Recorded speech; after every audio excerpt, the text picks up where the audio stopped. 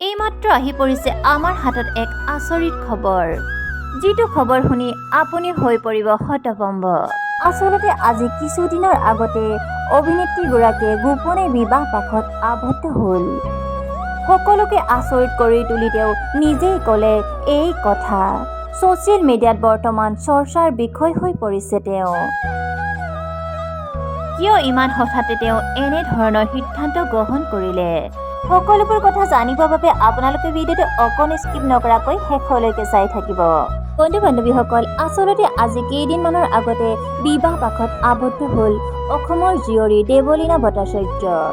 আচলতে বিবাহৰ দুদিন পাছতে তেওঁ শ্বেয়াৰ কৰিছিল কেইখনমান ফটো, আৰু সেই ফটো কেইখনত তেওঁক দেখা গৈছিল অলপ শকত ৰূপত, আৰু তাতেই তেওঁক সন্দেহ কৰি বিয়াৰ আগতে তেওঁ গৰ্ভৱতী হোৱাৰ বাবে ততাতৈয়াকৈ বিয়া পাতিল বুলি কমেণ্ট কৰিছে। পিছে তেওঁ এই কথা একেষাৰে নাকচ কৰিছে।